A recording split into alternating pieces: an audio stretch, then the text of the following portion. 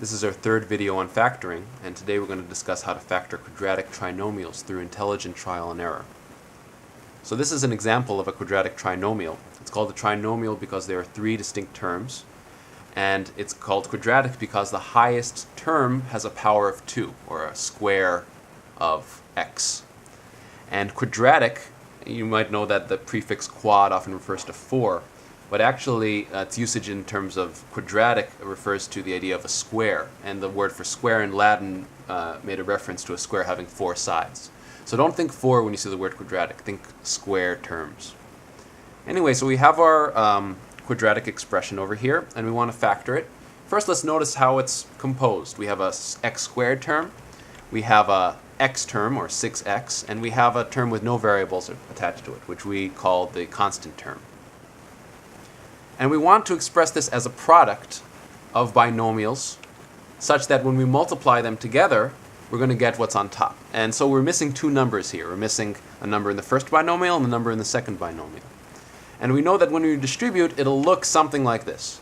We'll have these blank spots for our numbers, but we know it's going to be of this form. We have x squared plus, when we multiply the blue number, the blue square times x, plus the purple square times x, and plus the squares multiplied by each other. This is just how we distribute when we multiply binomials. And so how do we proceed from here? Well, we know that we want our x terms to ultimately add up to 6 because only the x terms can add up to the x term that we have above. And we know that the only constant term when we distribute will be the when we multiply the blue and the purple square. So we know that when we multiply those, we should get 8. And it looks like this. We want to add the blue and the purple squares, the numbers we don't know. We wanted to add to get 6, and we wanted them to multiply to get 8. And then it just becomes a matter of thinking, what numbers do we add to get 6 and multiply to get 8? So think about it for a second. Now, the numbers are going to be 4 and 2. 4 plus 2 is going to be 6, and 4 plus 2 is going to be 8.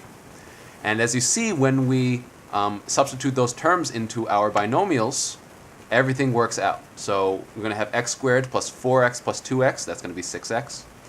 And we're going to have plus 4 times 2, which multiplies to get 8. So what's the moral of the story? Well, the method that we use, and it won't always work easily, but for introductory problems, you can use this kind of trial and error method. To factor a quadratic trinomial, write out a pair of binomials with numbers that add to the coefficient of the x term, in other words, add to 6 in this case, and multiply to get the constant term. Now, there are a lot of ways to factor a quadratic trinomial in situations where this doesn't work out, including the quadratic formula and completing the square. But this is the way that you want to attack simple enough problems that you can use trial and error for.